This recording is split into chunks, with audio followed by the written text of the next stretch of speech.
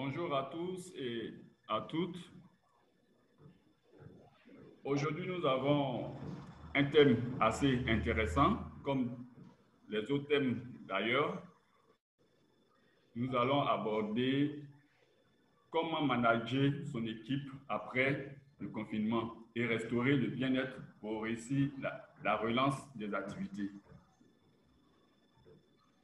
Pour ce faire, je me présente, je suis Ané Guillaume, je suis psychologue du travail et des organisations. Je serai le modérateur de cette conférence qui sera animée par Pierre-Marie Becca, psychologue clinicien spécialiste de l'intelligence émotionnelle et aussi spécialiste des situations de crise et des équipes en difficulté au niveau du cabinet Stimulus Conseil.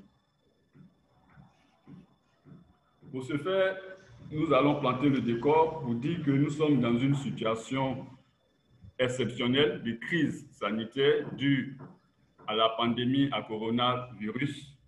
Et cette situation va introduire trois facteurs. Ces trois facteurs qu'il faut dire, qui sont d'abord un contexte mortifère et anxiogène, et aussi une absence de séparation vie privée, vie professionnelle due au confinement, et ensuite une adaptation subie avec de nouvelles méthodes de travail, au nombre desquelles nous pouvons parler du télétravail, qui n'a pas été vraiment, les salariés, pour la plupart, n'avaient pas été préalablement préparés. À cela, il faut ajouter le conditionnement de peur qui est dû à la déclaration de l'urgence sanitaire par les différents États du monde. Alors, dans ces déclarations sanitaires, il se trouve que nos interactions sociales sont devenues des indicateurs de danger. Pour ce faire, nous allons poser certaines questions qui sont comment manager les équipes après la période de confinement et comment retrouver la cohésion sociale qui a été pratiquement mise à mal à cause des mesures barrières. Et aussi, nous allons voir comment réellement refaire les choses comme elles étaient avant la pandémie. Est-ce qu'il est possible de restaurer le bien-être des individus pour réussir la relance des activités? À cet effet, nous allons laisser la parole à Pierre-Marie pour nous édifier sur ces trois questions. Bonjour à tous. Merci de me recevoir dans ce séminaire. J'essaie de faire naviguer. Mais... On ne voit pas la vidéo. Voilà. Ah, c'est bon là? Oui. Est-ce que c'est peut-être pas la peine que je vous souris avec un fond de neige puisque je suis à Lyon mais originaire des montagnes. Je vais arrêter la vidéo pour que ça ne prenne pas trop de bandes passantes. Qui suis-je pour vous parler de ce sujet-là? Je suis un psychologue et un coach depuis 25 ou 30 ans dans les organisations publiques ou privées. Mon moteur, ça a toujours été de travailler sur le facteur humain et de comprendre le facteur humain. Je parle aussi aujourd'hui du facteur humain dans leur écosystème, puisque je développe aussi des approches que j'appelle d'écologie globale, c'est-à-dire qui intègrent l'écologie humaine, l'écologie dans notre environnement et notre situation de consommateur. Et je m'intéresse à l'écologie humaine, donc aux équilibres humains dans les organisations. Je suis un spécialiste de l'intelligence émotionnelle au travail et j'ai produit un livre en 2016 sur effectivement comment on peut manager avec l'intelligence émotionnelle. Il se trouve qu'aujourd'hui, vous savez tous que cette pandémie a généré beaucoup d'émotions, des peurs importantes, des peurs qui ont pu aussi être amplifiées parfois par les médias, qui peuvent être aussi utilisées malheureusement à des fins politiques, puisque on sait depuis de nombreuses années, voire de nombreux siècles, que la gouvernance peut aussi utiliser les peurs pour assurer son pouvoir, comme l'a écrit il y a plusieurs siècles Machiavel dans son traité du Prince.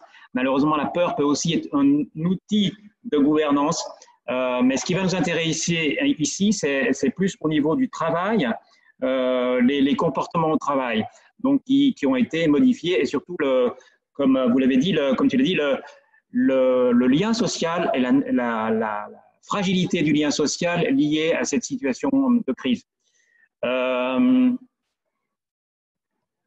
Voilà, j'essaie de faire. Est-ce que j'ai pas la main pour faire défiler mon diaporama? Ah, ça y est, ok, voilà. Voilà le plan du webinaire. Le sujet est dense, je vais aller un tout petit peu vite, de façon, puisque le sujet est aussi pas très complexe, je pense que vous êtes tous imprégnés de ce sujet, pour qu'on ait un petit moment pour discuter à l'issue de ce webinaire. D'abord, l'état des lieux, je pense qu'il est relativement international. Le Covid-19, cette crise sanitaire a eu des impacts extrêmement forts sur les personnes, on verra très variés. Ça a eu des impacts sur la cohésion sociale et aussi des impacts sur le mode de management. Il y a eu des vécus, et il y a des vécus et des comportements encore aujourd'hui très hétérogènes.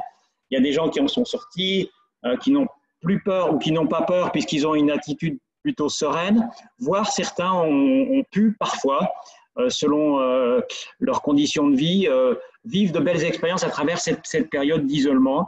Donc, il y a des gens qui ont une vision relativement positive, alors qu'il y a des gens qui en ont beaucoup souffert, à la fois directement pour certains qui ont été touchés par la pandémie directement, ou qui ont eu des proches qui ont été touchés ou qui sont décédés, ou des proches dans des EHPAD, par exemple, qui ont vécu les choses différemment, ou qui peuvent être dans la peur encore aujourd'hui de ce qui se joue, peur encore une fois amplifiée parfois par les médias.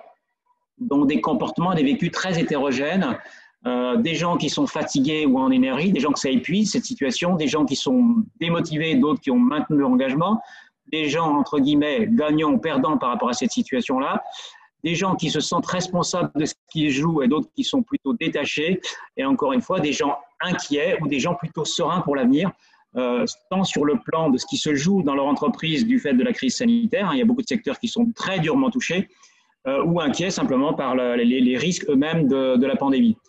Au niveau des collectifs, ce qui va nous intéresser, c'est les collectifs et les équipes. Bien sûr, on a pu assister, nous, en tant que consultants, voire à l'intérieur même de Stimulus, qui est une grande entreprise qui a plus de 150 ou 160 consultants, que les relations ont pu se dégrader liées à des états émotionnels très différents, des gens qui ont peur ou pas peur du tout, avec une échelle extrêmement importante. Des gens qui circulent avec le masque en France, je dirais presque 24 heures sur 24 de leur voiture au bureau, et puis des gens qui s'en foutent un peu ou qui n'ont pas peur de ce qui est en train de se jouer, donc avec des écarts de relation à la peur. Vous aurez pu observer aussi qu'il y a des écarts de relation à la règle au plan psychologique. Les deux principaux écarts, c'est effectivement l'intelligence émotionnelle vis-à-vis de la peur ou le niveau de peur qui va différencier les individus, et puis la relation à la règle. On va avoir des gens qui ont une relation très stricte à la règle ou des gens qui ont une relation plus large, plus souple à la règle. Et ça, quel que soit bien sûr le niveau de culture, de maturité, voire d'intelligence entre guillemets, des personnes en jeu. Donc ça va créer des écarts. Donc ça va fractionner le lien. Quelqu'un qui est votre camarade et qui n'a pas du tout le même point de vue sur la question, ou qui ne va pas être dans le respect des règles ou dans le déni, avec des prises de position parfois politiques extrêmement différentes. Tout ça repose sur des écarts de valeurs, et donc ça va dégrader la cohésion sociale à plein de niveaux, ça va fragmenter le lien social, et on va voir que cette fragmentation, on va la retrouver à l'échelle du travail, c'est dans votre collectif au travail. Et donc, du coup, ça crée des conditions de management difficiles. Parfois, néanmoins, il faut se rendre compte que les changements que ça a opérés ont pu créer des relations parfois renforcées. Il n'y a pas que le négatif. Il y a des avantages induits ou pas. Le travail à distance ou le travail chez soi, ça peut être un inconvénient par rapport à la vie sociale, mais c'est aussi une avancée quelque part.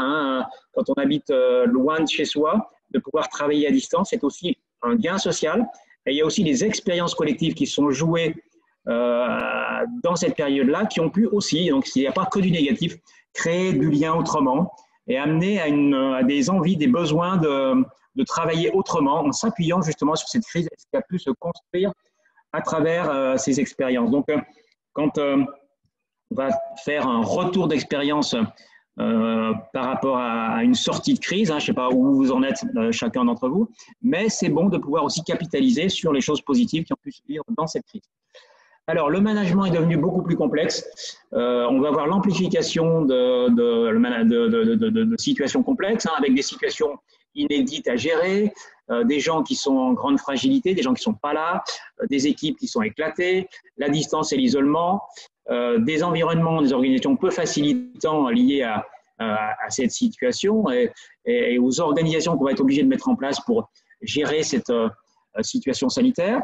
Des menaces économiques parfois très très fortes, parfois dramatiques, parce qu'il y a même des entreprises, bien sûr, qui sont quasiment obligées de fermer dans le secteur notamment du tourisme, dans le secteur des transports, dans le secteur, bien sûr, des arts et des spectacles. Il y a des situations vraiment dramatiques, et puis il y a des situations où il faut quand même, on a eu des pertes importantes et il va falloir les rattraper, donc il y a une pression, il y a un stress malheureusement ordinaire, c'est sur les résultats qu'il va falloir rattraper. Et puis, il y a des inquiétudes sur l'avenir. Est-ce que cette pandémie va durer longtemps ou pas? Et est-ce que, encore une fois, mon collectif de travail, mon entreprise va être menacé par rapport à cette crise? Et puis, des gens qui peuvent être eux-mêmes en souffrance par rapport à ces difficultés ou qui ont été touchés de proches. Voilà. Donc, des managers qui sont fragilisés, ils peuvent eux-mêmes, encore une fois, être en souffrance et donc la situation est devenue beaucoup plus complexe. Du coup, la question va se poser. Je regarde en même temps le chronomètre. Merci pour le timekeeping, pour qu'il nous laisse que nous disposions d'assez de temps pour échanger après ce séminaire, après ce webinaire. Première question, quel management d'équipe dans le contexte actuel? Quels sont les grands principes et les objectifs dans notre contexte actuel?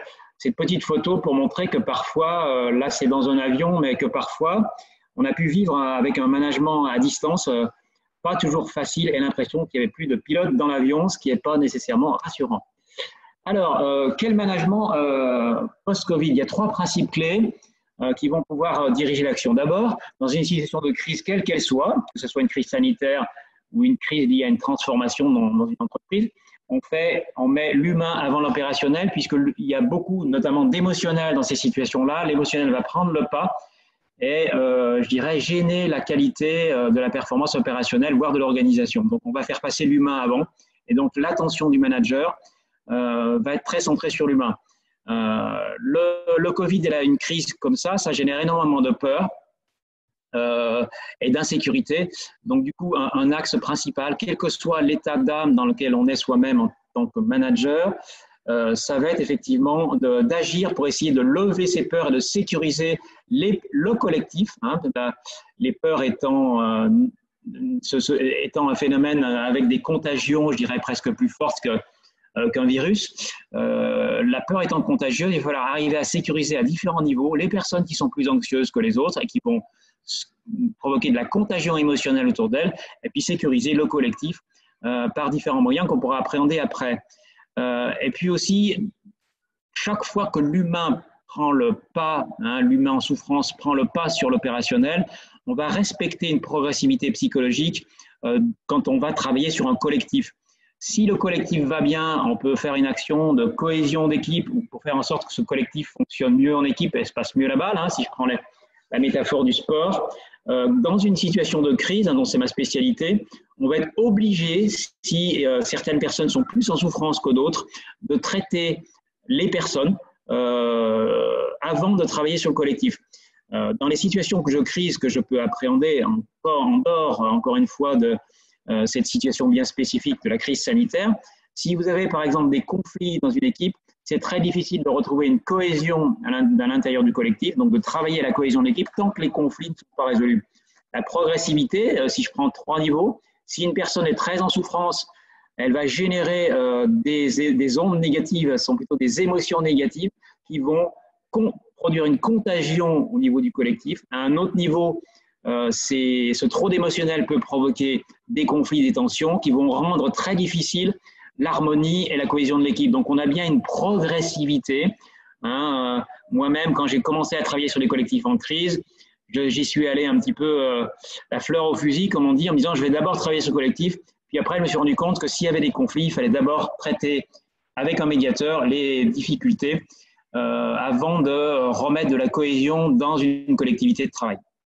Voilà. Et puis, encore une fois, en termes de progressivité, quand l'émotion prend le lead sur les fonctionnements, on a des fonctionnements qu'on dit irraisonnés. Hein, on l'observe aujourd'hui de manière globale, même au niveau mondial. Hein, on peut y penser parfois qu'on agit beaucoup sous l'emprise de la peur et on n'agit pas de manière nécessairement très adaptée aujourd'hui, mais ça c'est un autre registre.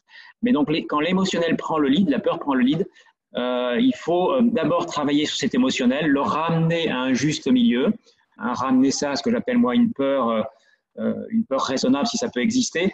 Hein, c'est ce que j'appelle les peurs sentinelles, avant d'agir et agir bien en fonction des peurs réelles, hein, des situations réelles, plus qu'à travers nos peurs imaginaires qui, encore une fois, prennent souvent des proportions extravagantes. Alors, dans le management post-Covid, ce que je vous dis, c'est qu'il faut travailler nécessairement, on n'a pas le choix, puisqu'on va avoir des gens qui ne sont pas bien, et puis voir soi-même, on peut être pas très bien dans ses pompes, entre guillemets, il faut travailler au niveau du bien-être des personnes, et il faut, avant de travailler au niveau du bien-être collectif. La première des choses, encore une fois, c'est la peur et l'émotion prégnante dominante chez l'homme, donc c'est celle qui a le plus de pouvoir. Il faut amener de la sécurité, rassurer plus que d'habitude. Il faut bien sûr, soi-même en tant que manager ou leader, bien prendre soin de soi, qu'on soit bien dans ses pompes et qu'on soit sécurisant par sa propre attitude. Hein, sur les images de neige que vous avez vu voir tout à l'heure, je pratique l'alpinisme, on ne peut pas imaginer un guide qui génère de l'anxiété, même si le passage est difficile. Donc du coup, quelque part, même si vous traversez une situation difficile, le fait de prendre soin de soi va vous permettre d'être plus rassurant par rapport à votre entourage. Et bien sûr, il va falloir prendre un petit peu de temps par rapport aux personnes qui seraient en souffrance avant de vous attaquer au bien-être collectif, de restaurer des relations harmonieuses par différentes techniques que vous connaissez sans doute, qui sont des techniques classiques pour recréer du lien social, et puis retrouver de la cohésion et favoriser le soutien mutuel. Hein, en toute période de crise, période difficile, est évident, c'est du bon sens, qu'il va falloir sortir de l'individualisme et être exemplaire en matière de soutien collectif. Voilà. Pour ce qui est de la restauration du bien-être des personnes, le bien-être des personnes, avant bien sûr le bien-être collectif, qu'est-ce qu'on peut faire de simple? Dans la mesure où cette crise amène encore une fois un surplus d'émotionnel, il va falloir arriver à libérer l'émotion, hein, qui prend le lead, pour libérer la motivation à l'action. Il y a seulement une semaine, nous avons vécu un séminaire en interne et aussi dans une entreprise comme Stibus qui est, comme tout le monde, en prise avec cette situation de crise sanitaire. Il y avait beaucoup d'émotionnel que j'ai perçu, c'est moi qui animais ce séminaire, enfin qui ai conçu le processus. J'ai entendu au téléphone quand même beaucoup d'anxiété chez les uns et chez les autres. Et donc, dans la première partie du séminaire qu'on a mené il y a quelques jours, il m'a semblé important que chacun puisse s'exprimer par rapport à ses peurs. Donc, ce qui vit aujourd'hui dans cette situation, directement ou non, hein, lié à la crise sanitaire, hein, parce que il n'y a pas que cette crise va impacter les soucis habituels et les inquiétudes habituelles, elle va les amplifier. Donc, du coup, on va aller sur des choses assez classiques qu'on appelle l'écoute empathique. L'écoute empathique est un concept qui avait été amené par Carl Rogers.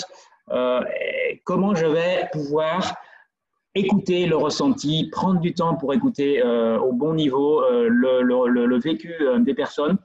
Cette écoute empathique a un pouvoir quasi médical, je veux dire thérapeutique. Elle va faire diminuer l'anxiété et permettre, grâce à cette écoute individuelle ou collective, de générer des émotions plus agréables, voire plus positives, comme on dit. Donc, écouter les émotions pour libérer l'action auprès de chacun. Et puis, vous connaissez la notion d'intelligence émotionnelle qui est représentée ici avec humour par le dessin animé Vice Versa et les dessins de Pixar qui représentent ces petits personnages où effectivement, là, on voit apparaître les 5 émotions. Est-ce que je suis malade, j'ai peur, est-ce que je vais me faire tester ou pas tester? Et puis, le regard par rapport à l'autre qui n'a pas mis son masque, qui ne s'est pas lavé les mains, l'autre qui n'a pas mis son masque, l'autre qui se dit, oh là là, mais le monde est en train de basculer, ce ne sera plus comme avant et qui est déjà dans la tristesse. Et d'autres qui aimeraient bien faire la fête et qui en ont marre de toutes ces entraves à la convivialité amenées par la crise sanitaire Et bien sûr, dans ces émotions, hein, il y a deux émotions, vous le savez, qui sont davantage porteuses de lien social, hein, puisqu'elles vont introduire des rituels qui vont alimenter le lien social. La tristesse, bien sûr, quand on quitte un travail ou bien sûr quand on perd un proche. Quand je quitte un travail, on a des pots de départ, on a des rituels sociaux, bien sûr les enterrements, mais ce n'est pas nécessairement les enterrements de perte d'un proche, mais ça peut être l'enterrement de la vie de garçon ou de la vie de jeune fille. Donc notre vie est pleine de rituels qui nous permettent de mieux gérer nos deuils. Et notre vie est aussi pleine de rituels qui sont extrêmement importants pour nos équilibres émotionnels et qui vont nous permettre de partager nos joies, nos plaisirs. Aujourd'hui, une partie de la crise est liée à ce que les mesures sanitaires vont gêner ces rituels et donc accentuer la crise. Hein. Donc c'est un cercle vicieux qui est dramatique, puisque si l'émotionnel est dégradé, il génère lui-même d'autres pathologies et il génère à nouveau de la fragmentation du lien social. Le lien social étant un facteur de protection par rapport à la souffrance au travail, on est dans des cercles vicieux dramatiques. Donc du coup, votre job en tant que manager, ça va être malgré cette situation complexe que vous ne pouvez pas gérer, hein, qui ne dépend pas que de vous, ça va être de maintenir ces fameux rituels émotionnels qui vont alimenter le lien social. Comment est-ce qu'on peut faire la fête à distance avec un masque? J'avoue que c'est compliqué, mais on peut arriver à trouver des modalités. On a fait un séminaire Stimulus, il y a encore une fois en début de semaine. Je me suis dit, oh là là, tous avec un masque, ça va être dramatique. Et puis finalement, on a trouvé des modalités qui ont fait que ce séminaire a joué son rôle, hein, parce qu'on ne s'était pas vu depuis 3 mois à cause de la mise à distance, a joué un rôle. Ça a été plus difficile, l'animateur a ramé, mais néanmoins, on a réussi à recréer du lien. Vous connaissez, je suis un peu perdu par rapport au timing. J'en suis à combien de temps, cher modérateur? Vous m'entendez? Est-ce que vous m'entendez? Vous m'entendez? Oui, non? Ok. Je n'ai pas vu l'heure à laquelle on a démarré. Moi, j'ai 13h54 en France. On a dû démarrer il y a 20-25 minutes. Ok. Oui, vous m'entendez? Oui, je voulais juste une aide pour gérer le temps, pour voir si j'ai… Oui? 15 minutes. Il nous reste 15 minutes. Il nous reste 15 minutes. Merci beaucoup. Donc, 15 minutes sur l'exposé ou 15 minutes au total? Sur l'exposé, sur l'exposé. Ok, d'accord. Merci beaucoup. Donc, dans l'intelligence émotionnelle dont on doit faire part dans des situations de crise, je vous laisserai aller creuser ces questions, mais le principe, les 5 compétences sont assez simples à comprendre. C'est comment on va identifier si une personne, c'est assez facile à appréhender, plutôt dans l'inquiétude, et à ce moment-là, on va écouter cette inquiétude et son besoin de sécurité, identifier chaque émotion ayant sa fonction, faciliter l'expression des gens quand on sent un niveau émotionnel qui peut être important. Hein, donc ça, c'est de l'écoute classique, je dirais, silencieuse. Et puis comprendre ce que vit la personne. Donc, on la sent inquiète, quelle est la cause par rapport à ça? Est-ce que c'est lié à l'ambiance anxiogène en général? Est-ce qu'il y a autre chose qui, au niveau du travail, l'inquiète pour pouvoir répondre à son besoin de sécurité? Hein, donc, si je prends l'exemple du séminaire interne qu'on a pu vivre il y a quelques jours, j'ai fait émerger en silence dans un collectif l'ensemble des peurs sans les contrarier. Et après, à partir de ces peurs, on a pu voir que on pouvait agir sur certaines. Hein, il y avait des gens qui avaient des peurs vis-à-vis de leur charge de travail, d'autres qui avaient des peurs vis-à-vis de l'avenir, etc. Des choses qui sont plus ou moins, auxquelles on peut plus ou moins répondre. Mais en tout cas, le collectif, le dirigeant de ce collectif, le manager, doit pouvoir clairement identifier les différents types de peurs et d'inquiétudes pour aider les personnes à retrouver une sécurité. Il est évident que de manière globale, il ne va pas pouvoir résoudre tout seul la crise sanitaire, mais bien sûr, il y a des réponses possibles à un premier niveau, ne serait-ce que respecter les règles qui sont dictées par les autorités, ou la distanciation, ou effectivement rassurer les gens sur des dimensions induites, comme par exemple la charge de travail ou la pérennité de son organisation. Dans les compétences émotionnelles, on parle de régulation, ça veut dire que, c'est ce que je vous disais là, c'est votre qualité d'écoute individuellement ou collectivement qui va faire baisser la pression émotionnelle, et puis on va agir utilement en fonction du type de peur qu'on va capter, et on va voir que les peurs sont assez spécifiques. On distingue dans les catégories de peur On distingue les peurs, hein, très classiquement, qui sont ce qu'on appelle les peurs physiques, qui sont liées à une source facilement appréhendable, hein, et puis on a ce qu'on appelle la peur psychologique. Même si les deux sont liés, hein, on va essayer de faire le distinguo au niveau des peurs, entre des peurs, si j'ai peur par rapport à mon plan de charge, c'est quelque chose d'assez facilement appréhendable, on peut le quantifier, hein, quelque part, on peut, hein, par contre, si j'ai peur par rapport à l'avenir de l'humanité, c'est beaucoup plus compliqué, ou si j'ai peur parce qu'effectivement, on a une situation qui est inédite, c'est une peur qui est davantage dite psychologique, hein, et donc les modalités d'action vont être assez différentes. Donc voilà, ça c'est les 5 compétences émotionnelles que vous retrouvez dans tout bon ouvrage sur le sujet, qu'il va falloir mettre en œuvre dans votre management ou dans une situation de gouvernance. Donc, pour restaurer le bien-être des personnes et appliquer cette fameuse technique de l'écoute active empathique, on parle d'écoute active, j'ai joint les deux, écoute active empathique. Active, pourquoi? Parce que généralement c'est différent, on dit écoute active, c'est une écoute armée par des questions orientées et une écoute bien ciblée, ça c'est une chose. Écoute active empathique, ça veut simplement dire que dans un premier temps, on va avoir une écoute libératoire sans intervenir sur des gens qui ont une forte charge émotionnelle, pour dans un deuxième temps et dans un deuxième temps seulement, identifier les causes et les besoins qui peuvent, c'est ce que je vous disais tout à l'heure, qui peuvent être traités. Hein, si une population dans une entreprise a peur de l'avenir et que sa direction connaît très bien le plan de charge et qu'il n'y a pas de problématique de production, le besoin, c'est effectivement, la sécurité peut être amenée par une communication de la direction ou par des mesures qui vont amener de la sécurité, hein, par rapport à ce besoin-là. Donc, les causes de l'émotion, on distingue différents types de peurs et les besoins qu'on va essayer de traiter. Est-ce que les personnes sont inquiètes? À travers ça, je vous dis que chaque émotion a une fonction. Hein.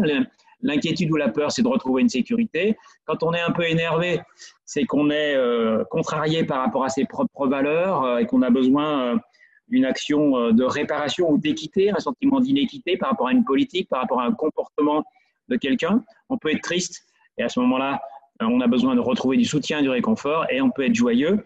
Et si on est joyeux et qu'on ne peut pas faire la fête, vous le savez, c'est aussi une très grande frustration si le contexte sanitaire actuel empêche beaucoup ou gêne en tout cas les célébrations, et qui sont encore une fois un facteur absolument fondamental pour agir sur le lien social.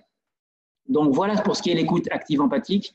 Maintenant, on va aller sur ce qui sont les techniques qui vont travailler, une fois qu'on a travaillé sur le bien-être des personnes, restaurer le bien-être collectif. On va étudier d'autres typologies.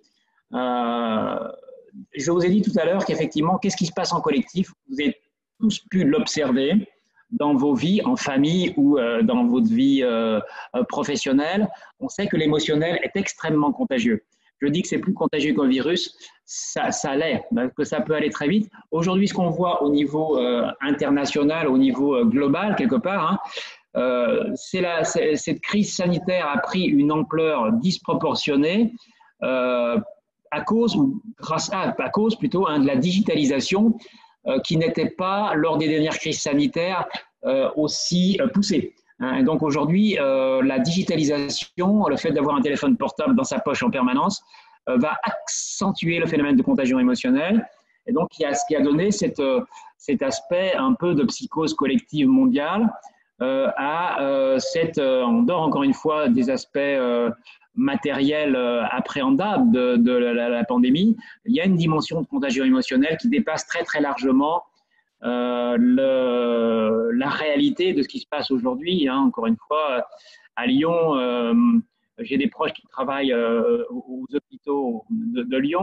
Il y a aujourd'hui aucune victime. Il y a quelques personnes âgées qui ont un cumul de pathologies et qui font qu'elles décèdent, mais comme tous les ans dans les EHPAD. Et à côté de ça, on a des centaines de cas détectés par des méthodes d'évaluation extrêmement puissantes qui amènent à un écart important entre le niveau d'émotion, le niveau d'anxiété et la réalité de la crise en l'état actuel, en tout cas dans la région lyonnaise, qui pourtant est dans le rouge. Donc, du coup, cet émotionnel peut prendre le pouvoir à tous les niveaux, que ce soit à un niveau collectif, à un niveau d'un pays, ou au niveau d'un petit collectif. Donc, du coup, le fait de partager collectivement cette émotion va mécaniquement faire descendre le niveau d'émotion. Et on dit mettre en mots, on dit vider son sac, ou moi je préfère dire vider son lac d'émotions. Le fait d'en parler, le fait d'exprimer ses émotions dans un collectif, grâce à votre écoute, va permettre de faire diminuer le niveau d'émotion et de ramener les peurs à leur juste niveau.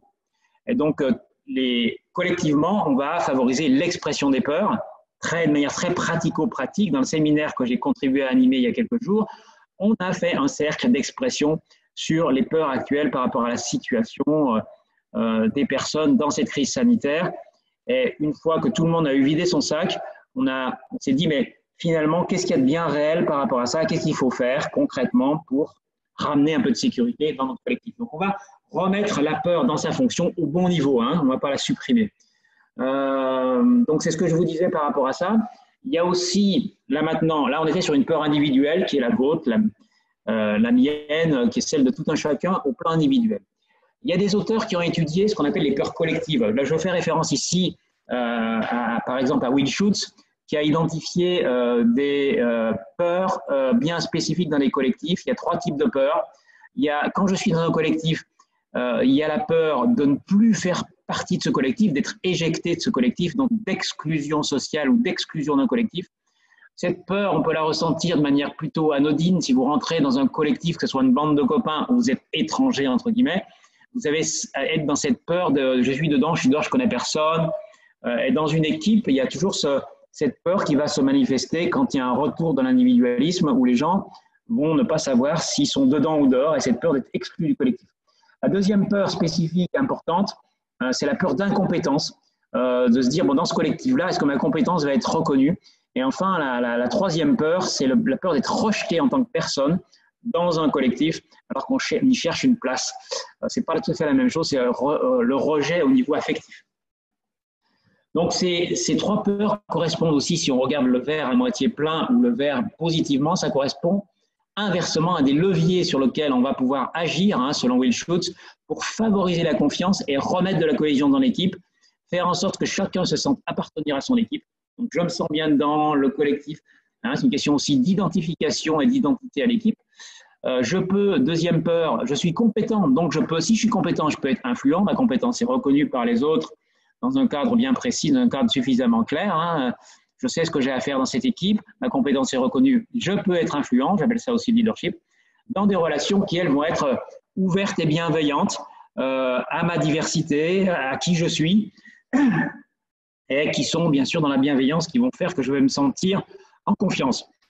On va retrouver ces 3 peurs. Si vous souhaitez creuser le sujet, je vous invite à lire un des livres de Will Schutz sur Oser la confiance. Oser la confiance, pardon, c'est, je perds toujours le titre, sur les leviers de confiance en collectif. Vous retrouverez ces 3 niveaux, encore une fois, d'un côté des peurs, d'exclusion, de ne pas être compétent dans le collectif ou d'être rejeté, mal aimé dans le collectif, et les leviers positifs, comment, effectivement, je vais pouvoir favoriser par mon management, hein, c'est ce qu'on a fait il y a quelques jours, comment je vais pouvoir favoriser, notamment par exemple quand vous avez des nouveaux entrants, le fait que la personne se sente bien appartenir à ce collectif. Hein, le séminaire qu'on a animé chez Stimulus Rhône-Alpes il y a quelques jours, on avait des nouveaux, parce qu'on a fusionné avec une autre entreprise, et donc ces nouveaux pouvaient avoir cette peur d'être ni dedans ni dehors, et aussi la peur de ne pas, que leurs compétences bien spécifiques, grâce à leur belle culture, hein, leur culture spécifique, de ne pas pouvoir être influent, de ne pas pouvoir avoir un certain leadership dans l'équipe, qui est la deuxième peur. Et la troisième peur, vu que je ne connais personne, je n'ose pas me montrer tel que je suis, et donc je manque de confiance dans l'authenticité de mes relations, je manque d'ouverture, et j'ai peur d'être rejeté ou d'être mal aimé. Là, vous avez là 3 leviers clés, vous pourrez les lire et les relire, et aussi faire un diagnostic dans votre collectif de travail, pour voir si effectivement ces 3 niveaux, ces 3 peurs sont présentes ou pas, et si vous ne pouvez pas, essayer de les travailler. Je ne vais pas entrer en détail, parce que je pense que la pendule tourne. Je pourrais vous envoyer cette présentation. 5 minutes. Combien? À 5 minutes. 5 minutes. Donc, on va pas rentrer dans le détail. Vous pourrez avoir la présentation dans laquelle vous aurez des exemples concrets. Encore une fois, Vous pourrez aussi lire Will Schutz qui est très présent aussi en termes d'école, hein, en termes de stage, qui vous permettent d'appréhender ces approches. L'idée, c'était de prendre une ou deux situations types. On ne va peut-être pas les prendre toutes. On va peut-être se centrer sur la 2 et la 3. Hein. Juste balayer la première, un manager en quête de motivation. C'est tout le travail que vous devez faire sur vous pour retrouver votre propre motivation. Je vais la balayer très vite quand même. On va prendre juste ça. Si vous-même vous êtes démotivé, il y a une expression qui peut être mal comprise qui dit il faut se re-narcissiser. Alors l'image de narcisse, c'est quelqu'un, c'est pas quelqu'un de purement égotique. Narcissisé, on a tous besoin. Si on reprend la définition du mythe de Narcisse, ce n'est pas quelqu'un qui a les chevilles qui enflent et qui se regarde dans la glace tous les jours.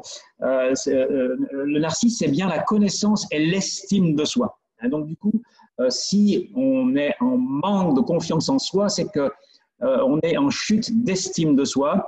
Et donc, il y a des exercices assez connus, comme celui qui avait été proposé par Florence et Avant Schrader, qui étaient les 3 kiffs, qui était de se dire, à la fin de sa journée, mais qu'est-ce que j'ai fait de bien aujourd'hui? Moi, je le fais sonner tous les jours sur mon portable, parce que vous arrivez à la fin de la journée, vous pouvez être crevé, et puis vous oubliez que vous avez fait des choses bien dans la journée.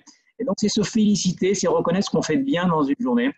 Et puis, cultiver le bonheur en soi, c'est aussi un exercice qui consiste à lister, à évaluer votre état de bonheur et à lister les situations, même si vous avez très peu si vous avez que 5% de bonheur, c'est de partir sur les quelques situations de bonheur ou positives de ces 3 derniers mois ou de cette dernière semaine. Et vous verrez qu'en travaillant sur ces situations de bonheur, votre niveau de positivité va augmenter très rapidement. Ce sont des exercices que je pourrais vous envoyer qui sont très connus. Tout ça pour vous dire que si vous n'allez pas bien, il faut d'abord prendre soin de vous pour retrouver une belle énergie et rentrer dans ce rôle d'accompagnant ou de manager qui vont nous permettre de jouer notre rôle dans la restauration du bien-être d'un collectif.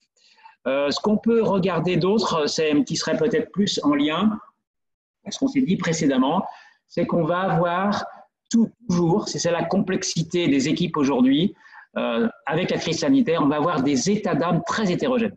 Donc, c'est ce qu'on a dû gérer il y a quelques jours, c'est-à-dire des gens qui sont très mal dans la crise, ou ça peut être le cas dans n'importe quelle situation, mais là, ça va être amplifié, et des gens qui vont être beaucoup plus motivés. Donc, on va avoir des états d'âme très différents.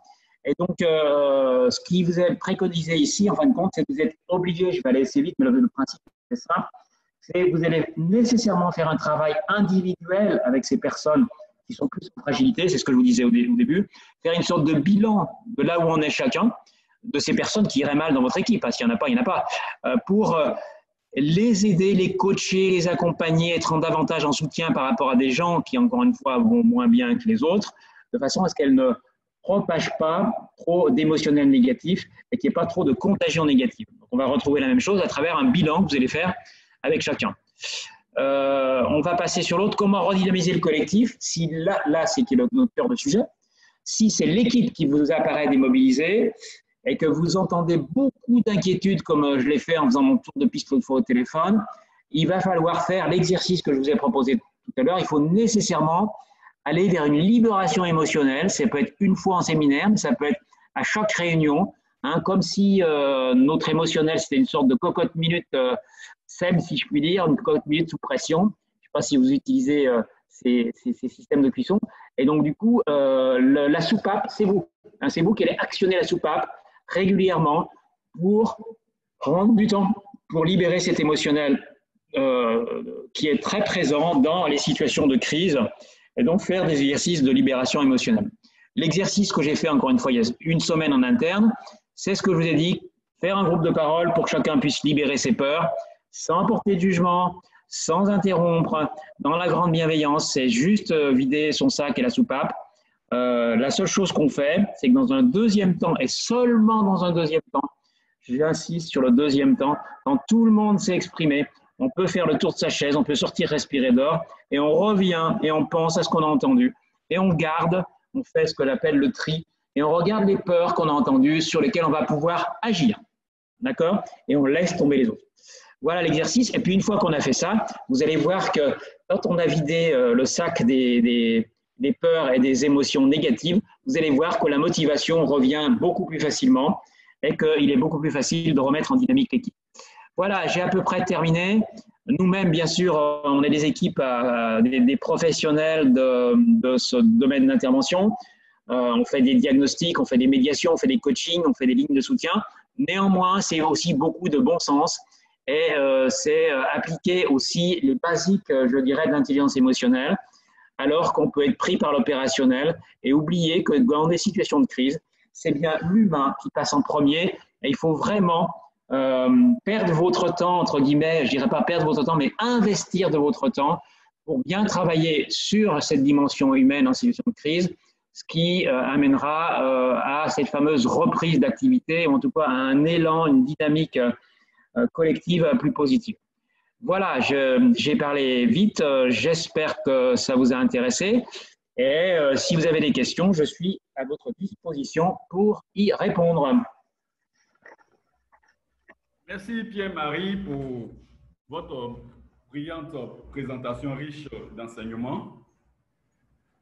On remercie aussi tous les participants qui nous suivent actuellement et nous attendons leurs différentes questions. Mais bien avant, je voulais résumer succinctement la présentation pour dire que Pierre-Marie a abordé le thème en faisant d'abord l'état des lieux. Il a d'abord fait l'état des lieux et présenté aussi des comportements hétérogènes qui pouvaient surgir de la situation de crise sanitaire. Il a aussi parlé du management qui était devenu complexe dû à la fragilité, à la fragilisation, pardon, de ce domaine un peu plus complexe parce que le manager lui-même est affecté et peut même être infecté par la COVID-19 et donc ce n'est pas une position facile pour lui dans le cadre du management. Il a parlé aussi de la restauration du bien-être. Et cette restauration, si nous avons bien retenu, passe par une bonne intelligence émotionnelle. Et je pense que le présentateur a vraiment mis l'accent sur l'intelligence émotionnelle, qui est vraiment un élément important pour, je dirais, restaurer et consolider les liens sociaux, source de protection. Sur ce, je voulais laisser la parole à nos participants qui ont des questions. Nous restons tous à l'écoute.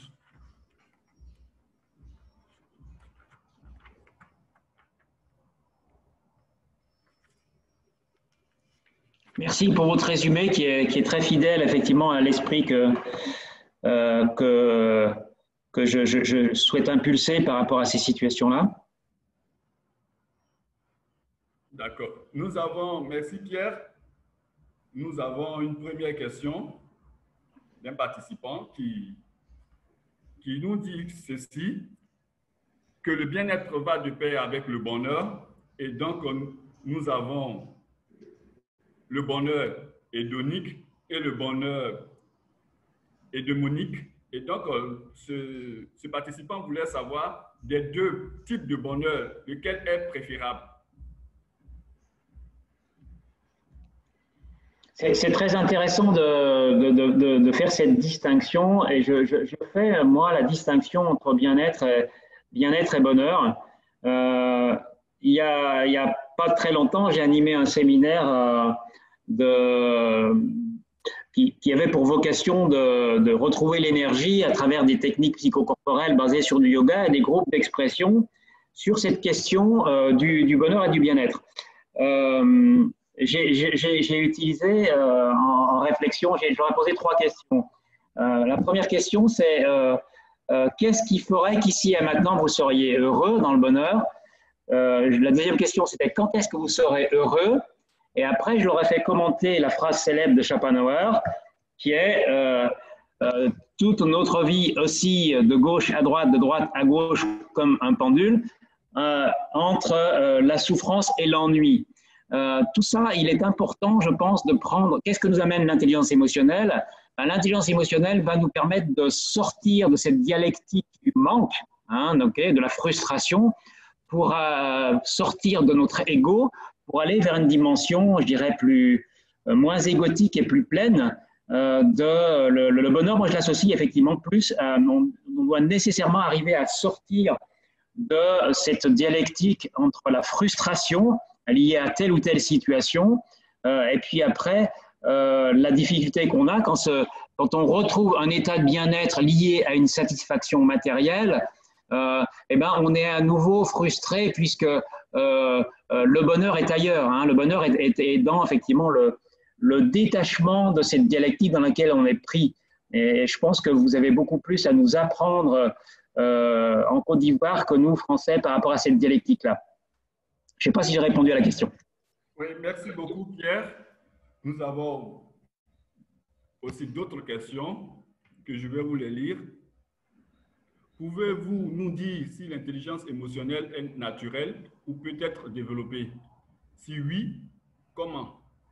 Alors, c'est une très bonne question qui me touche beaucoup parce que je me suis intéressé à l'intelligence émotionnelle à une période de ma vie où j'ai commencé des études de coaching et je me suis rendu compte à travers ça que j'avais une intelligence émotionnelle très peu développée.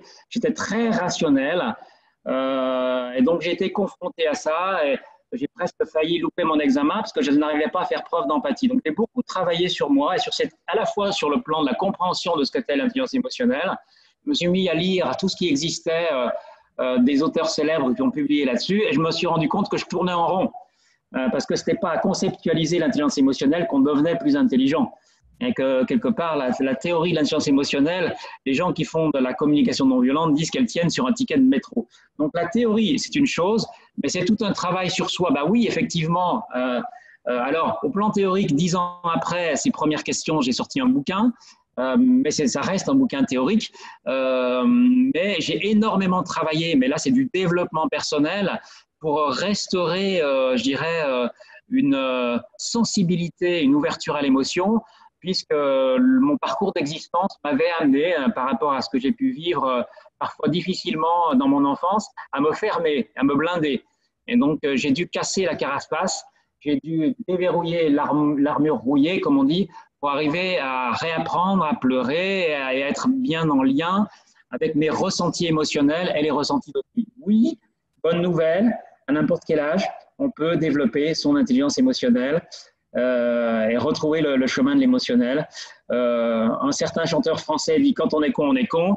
Là, sur le plan qui est Brassens, sur le plan de l'intelligence émotionnelle, la bonne nouvelle, c'est qu'effectivement, si on y travaille, si on fait un peu de développement personnel, voire ça peut toucher de la psychothérapie, on peut revenir à des fonctionnements émotionnels plus ouverts.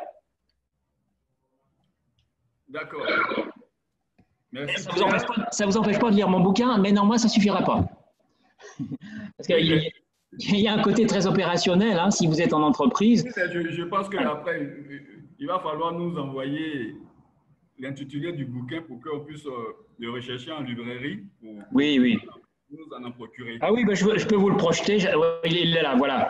Donc, j'ai mis ça. Je ne sais pas si vous allez avoir la présentation. Donc, on pourra continuer à discuter sur la page Facebook du livre. J'ai aussi un blog.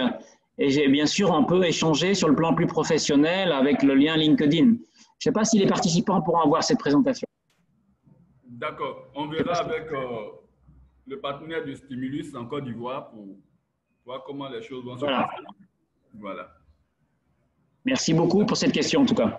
Oui, il y en a d'autres encore. Comment lutter contre la peur d'un résultat ou d'un but à atteindre? Alors, la peur est quelque chose de très naturel. Donc, et c'est un mécanisme de survie, c'est l'émotion la plus présente chez l'homme. Lutter contre la peur, je dirais pas on peut pas lutter contre la peur, je dirais qu'on peut écouter ses peurs. Lutter contre une peur, non, mais écouter ses peurs et analyser ses peurs et aussi vider ses peurs. Ça veut dire quoi?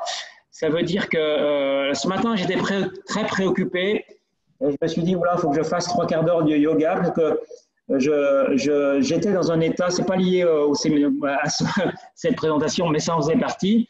Et donc, je me suis dit, mais pourquoi tu es dans cet état-là? Donc, c'était de dire, identifier un certain nombre de causes de peur et d'inquiétude et faire ce qu'on appelle de la différenciation émotionnelle, qui fait partie, pour beaucoup d'auteurs, hein, c'est une des compétences, être capable de différencier que je suis dans telle ou telle émotion et quelle est la source. Et à partir du moment où je sais que une des sources, ça va être par exemple la préparation, cet exposé, je vais prendre une mesure qui va me dire comment tu peux te sécuriser par rapport à cet exposé et faire en sorte que tu ne sois pas inquiet par rapport à cet exposé.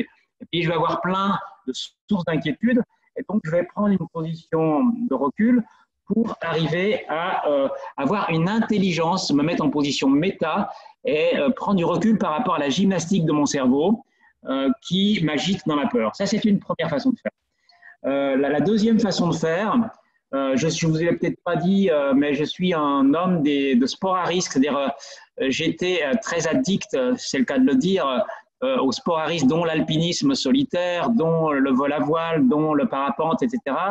Et à cette époque, j'ai appris, sans bien comprendre qu'est-ce qui se jouait, des techniques de gestion du stress ou de gestion de la peur. Toutes les techniques qui existent et qui peuvent être très puissantes sont des techniques de régulation de l'émotion à travers des techniques de respiration. Je pratique et j'ai pratiqué 3 quarts d'heure à nouveau ce matin cette technique. Comme j'ai pu la pratiquer, comme par exemple avant de faire une course importante où j'allais risquer ma vie pendant plusieurs heures seul dans une paroi. Donc, ce sont des techniques qui vont vous permettre d'évacuer. Alors, pour faire un raccourci plus rapide, chaque émotion va générer un mode de respiration bien spécifique. Et on sait que sur la peur, on va avoir une respiration claviculaire lente sur l'inspire et on va bloquer votre respiration thoracique. C'est ce qu'on appelle le phénomène de la cuirasse. Je ne fais pas trop dans le détail parce qu'on n'a pas le temps, mais le principe, c'est que ces techniques-là vont permettre de donner un ordre contraire au cerveau en lui disant « mais non, tout va bien, tu vois, je respire par le ventre et je respire aussi de manière thoracique ». Et ces exercices vont ramener un certain équilibre émotionnel de manière extrêmement efficace.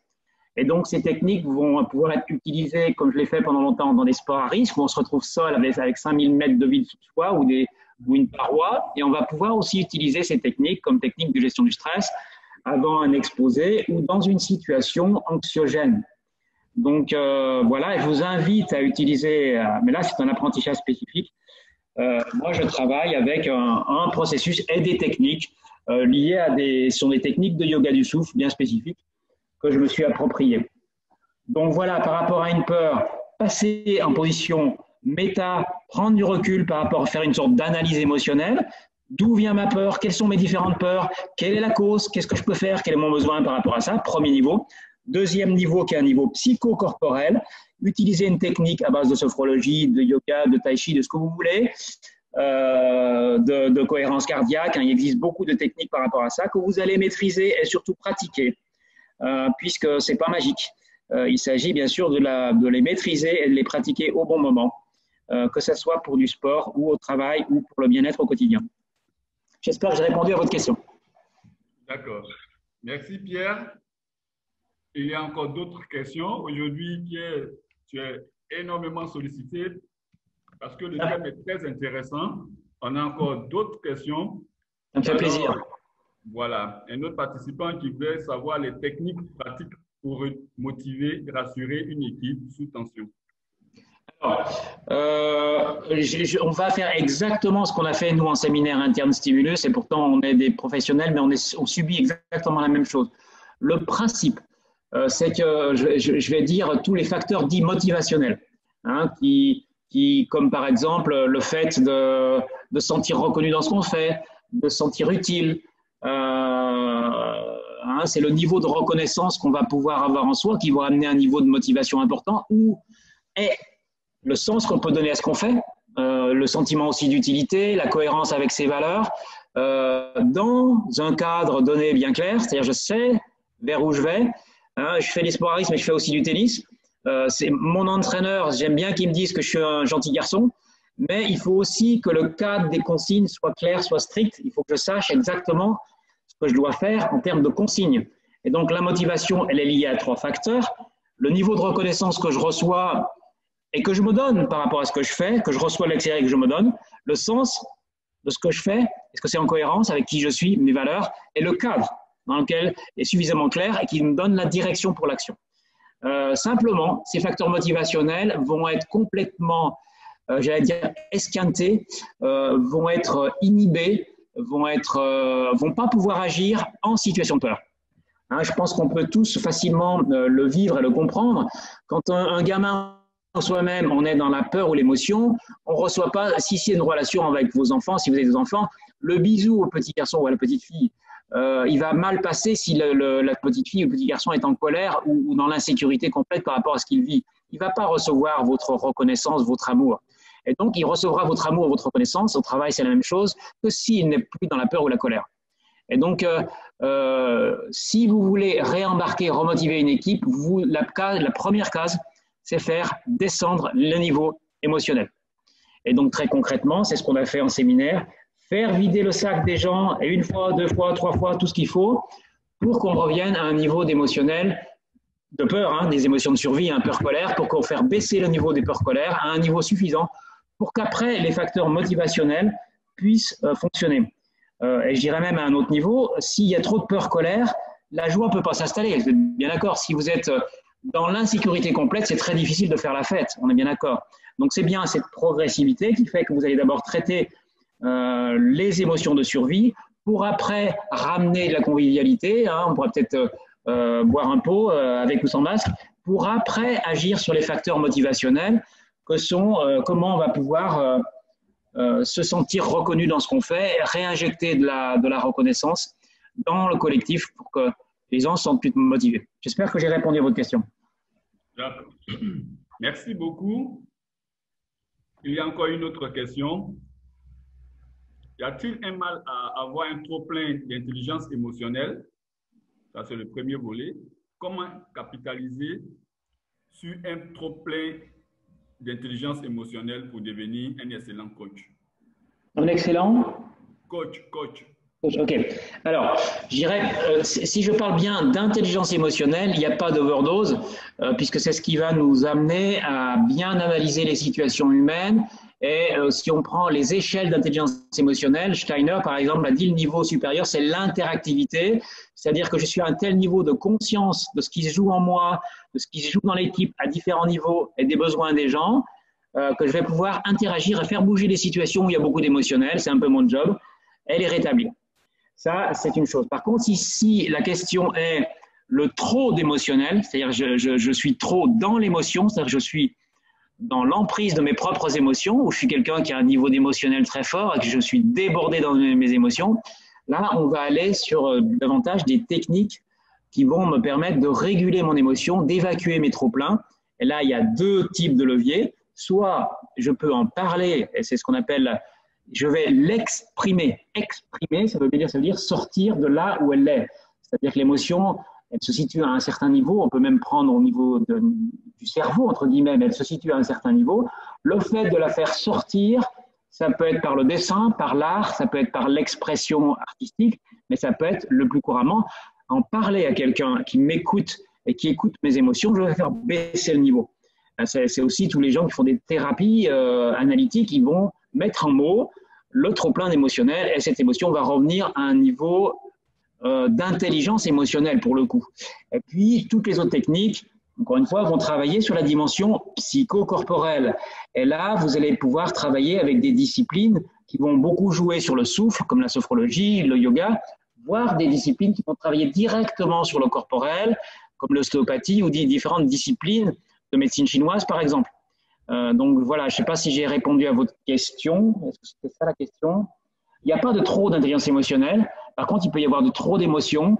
Et donc, s'il y a ce trop d'émotions, c'est un travail sur soi pour ramener au bon niveau et me faire monter dans la gestion de mes propres émotions pour redevenir après un bon coach. Le bon coach, il est aux deux niveaux. Il est celui qui comprend ce qui se joue émotionnellement chez les autres. D'accord ? Et donc, qu'est-ce qui se joue émotionnellement chez les autres? Je le reçois par mon empathie et je l'analyse. Et puis, il y a cette dimension aussi de gestion du ressenti, de contact avec le ressenti et de gestion de ses propres émotions. J'espère que j'ai répondu à votre question. D'accord. Merci Pierre. Je voudrais savoir, Pierre, si nous nous référons au substrat anatomique même des émotions, parce est-ce que avant 30 ans, est-ce qu'il est possible d'avoir une meilleure intelligence émotionnelle? Lié à la maturité, c'est lié à l'âge? À la maturité, oui, puisqu'on dit qu'avant 30 ans, il est difficile puisque les connexions neuronales n'ont pas atteint leur niveau de maturité, alors il y a des difficultés à gérer les émotions, surtout au niveau des enfants. Donc, je voudrais voir un peu. Alors, moins de 30 ans, je ne dirais pas. Je dirais qu'on a des, comment dire, je dirais beaucoup plus tôt, on va avoir ce qu'on appelle des conditionnements émotionnels, d'accord, liés à l'éducation qui vont pouvoir agir, qui vont agir très fortement sur les 5 premières années de la vie et après qui vont continuer à jouer leur rôle socialement. Si je prends dans telle ou telle culture, hein, j'ai été en Asie, il y a des émotions qui sont interdites, entre guillemets, et donc on va avoir des blocages émotionnels, non pas liés à la mécanique biologique des émotions, mais à des interdits sociaux, des interdits culturels. Je ne connais pas suffisamment la Côte d'Ivoire pour savoir qu'est-ce qui est impulsé dans les interdits, dans les règles, dans les traditions sociales par rapport à l'émotionnel, mais on va avoir ces deux niveaux hein, qui sont, je dirais, neurologiques, primaires, qui vont amener effectivement dans la prime enfance à avoir des émotions plus ou moins dominantes et puis qui vont aussi, ce qu'on appelle la théorie, ce qu'on appelle des émotions dominantes, c'est-à-dire qu'on va, l'empathie en tant que telle n'existe pas, mais je vais avoir une ouverture plus ou moins importante à telle ou telle émotion. Moi, par exemple, ayant l'injonction qu'on donne aux petits garçons, alors je ne sais pas si c'est uniquement en Europe, mais c'est le pas peur, c'est une injonction, un petit garçon, il en a, comme on dit, et il n'a pas peur, et ça peut amener, si on a dans ces schémas éducatifs-là, le fait de bloquer la relation à la peur. Ce qui a été mon cas, qui m'a amené à être un petit garçon casse-cou, et puis après à faire de l'alpinisme et à montrer à sa maman qu'il n'avait jamais peur. Ça, c'est un interdit qui est à la fois psychologique et qui devient éducatif. Et après, on peut avoir socialement des interdits par rapport à telle ou telle émotion ou l'expression générale des émotions. C'est lié aussi au sexe. Chez les femmes, on a traditionnellement, alors je ne sais pas encore une fois dans vos pays si cette tradition est respectée, mais en Europe, on a un interdit sur la colère féminine qu'on va toujours taxer d'hystérie, par exemple. On va mépriser la colère féminine alors que c'est un attribut masculin positif. Le gars qui rentre en colère, qui s'affirme, il a des couilles, pardonnez-moi l'expression, et donc il a de l'autorité. Par contre, une femme qui monte en colère, on va la traiter d'hystérique, en tout cas dans nos pays, et donc on va mépriser cette colère, ce qui fait que la femme, socialement, va étouffer sa colère. Et quand moi je suis déjà en coaching, souvent je vois des femmes qui ont du mal avec l'assertivité et l'affirmation de soi liée à la gestion de l'émotion colère. Je ne sais pas si j'ai répondu à votre question. D'accord, merci beaucoup Pierre. Je pense qu'en off, on pourra avoir un échange encore plus, puisque nous sommes tenus par le temps. Alors, merci à vous. Je ne vous vois pas malheureusement. Si vous avez besoin de correspondre avec moi, je peux vous envoyer un email. Vous pouvez me échanger aussi sur la page Facebook du livre, sur mon blog, sur LinkedIn, avec grand plaisir. Si vous avez d'autres questions, n'hésitez pas. D'accord.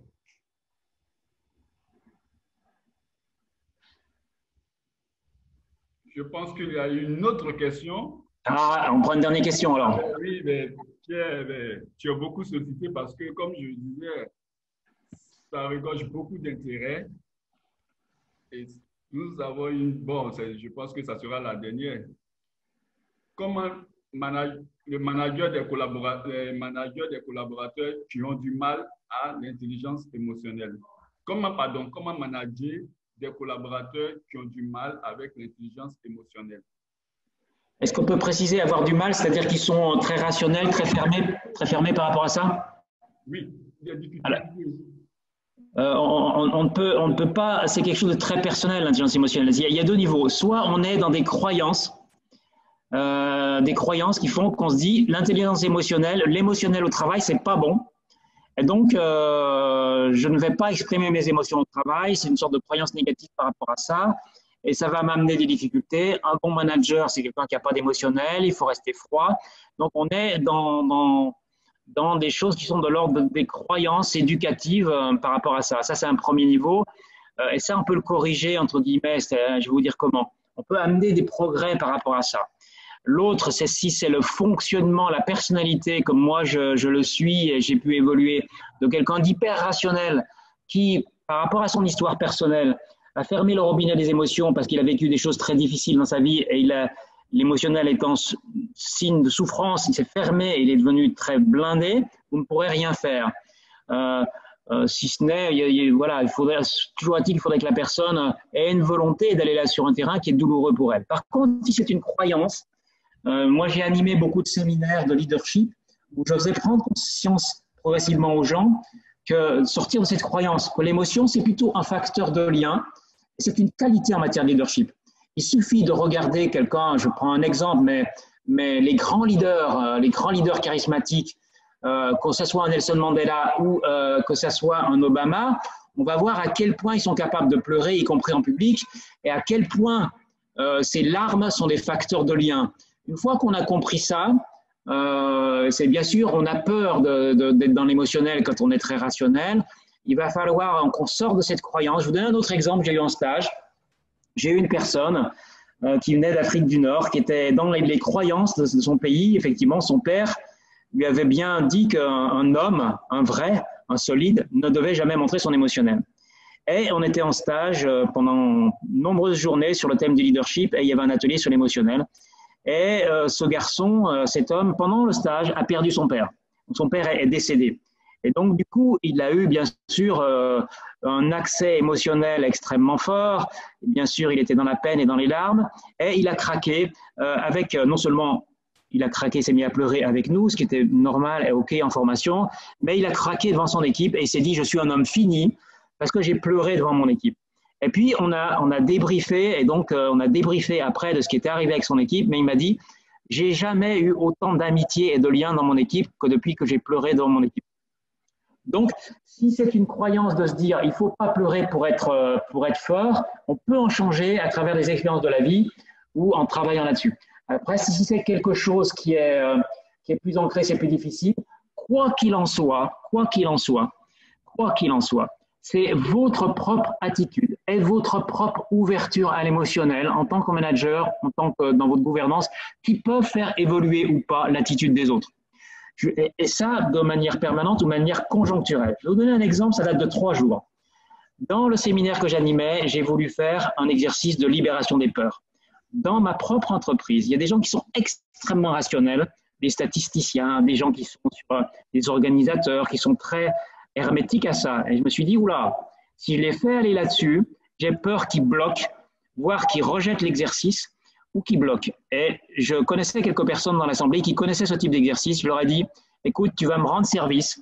Il faut que tu te lâches sur le sujet des peurs en premier, ce qui va donner des permissions et autoriser les autres à livrer leurs émotions dans le groupe. Si j'avais fait l'inverse, c'est-à-dire que j'avais laissé les gens qui étaient bloqués par rapport à l'émotionnel s'exprimer en premier. Oui, moi, tout va bien, question suivante. L'exercice n'aurait pas produit ses fruits. Mais j'avais choisi dans l'Assemblée 2 ou 3 personnes qui étaient sensibles au sujet et ils ont vidé leur sac. Et là, après, tout le monde s'est autorisé à livrer ses émotions et ça a été d'une très grande richesse. Quand moi-même, je fais un stage sur l'émotionnel, je commence toujours paradoxalement, alors que je suis animateur, à livrer mon propre émotionnel dans un niveau d'authenticité qui est très fort et qui peut m'amener voir à verser une larme. Et là, je donne une autorisation au public, aux autres, d'être en contact avec leur émotionnel, quelle que soit leur personnalité. Et c'est par cette autorisation implicite par votre propre comportement et votre propre ouverture que vous allez permettre à votre collectif de mûrir dans cette dimension-là. Et ça marche. Voilà, j'espère que j'ai répondu à votre question. Merci Pierre. Les questions pleuvent. Mais nous sommes tenus par le temps, comme je le disais. Je pense que pour le reste, on va peut-être lancer une dernière question, mais pour le reste, je pense que ça sera adressé par email. Oui, vous pouvez. Voilà. Et donc, la dernière question. En entreprise, pour être rationnel, n'est-il pas plus indiqué de feindre l'émotion? Je n'ai pas compris la question. En entreprise. Oui. Avant l'autre. OK. Bon, d'accord, on va prendre 2 questions alors. Donc, je vais passer sur l'autre question. Comment être managé par une entreprise qui n'a pas le souci de l'intelligence émotionnelle? C'est une question difficile et c'est malheureusement une question qui est fréquente. Je dirais que vous ne pourrez agir, c'est très compliqué de faire bouger une entreprise qui est hermétique à ça et donc qui est très, très rationnelle. Et parce que c'est lié quelque part à la culture de l'entreprise. Malheureusement, on n'a pas beaucoup de leviers par rapport à ça. On a les leviers qui est d'amener avec là où on en est. Hein, si, je ne sais pas si vous êtes simple soldat, j'allais dire simple exécutant, ou vous êtes à un niveau de management ou à un niveau de responsabilité. C'est comment on va pouvoir faire évoluer la culture par rapport à ça. Après, par rapport à ça, c'est comment je peux faire évoluer la culture et prendre conscience de ça.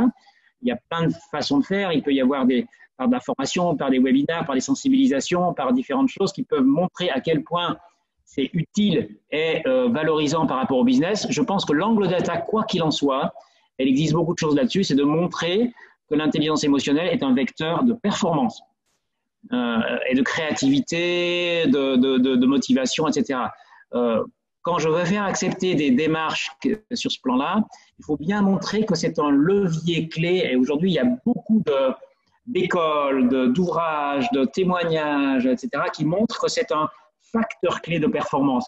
Donc, il faut rentrer par l'axe de la performance et montrer en quoi c'est un facteur de performance. Après, si la culture est blindée par rapport à ça, ça va être difficile.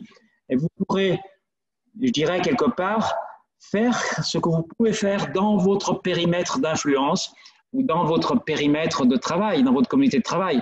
Le fait d'être exemplaire par rapport à ça, et d'être dans une belle écoute empathique des autres et d'amener de l'ouverture dans votre petit périmètre, petit ou grand périmètre, c'est déjà un premier pas vers plus d'intelligence émotionnelle au travail.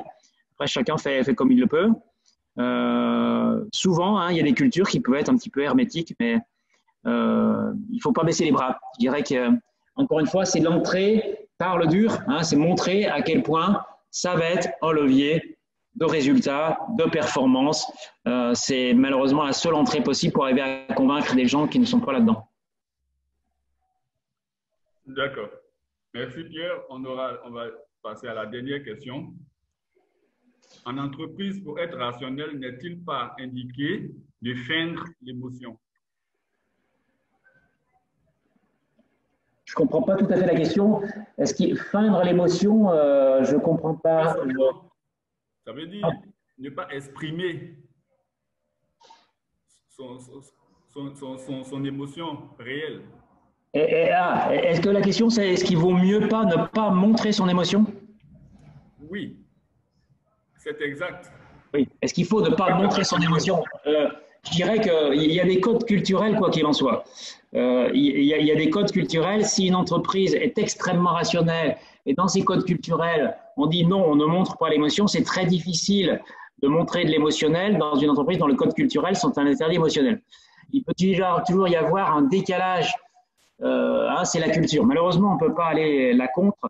Après, dans la relation interindividuelle, si on est dans une relation qui a un semblant d'authenticité, même quand dans du management, je pense que si l'émotionnel est authentique, il est nécessairement facteur de lien, de confiance, de cohésion. Hein. Mais voilà, c'est toute cette difficulté de positionnement. Quand je vous dis, est-ce qu'Obama prend des risques en montrant qu'il est émotionnel par rapport à son auditoire? Non, il s'aperçoit qu'effectivement, ça crée de l'adhésion.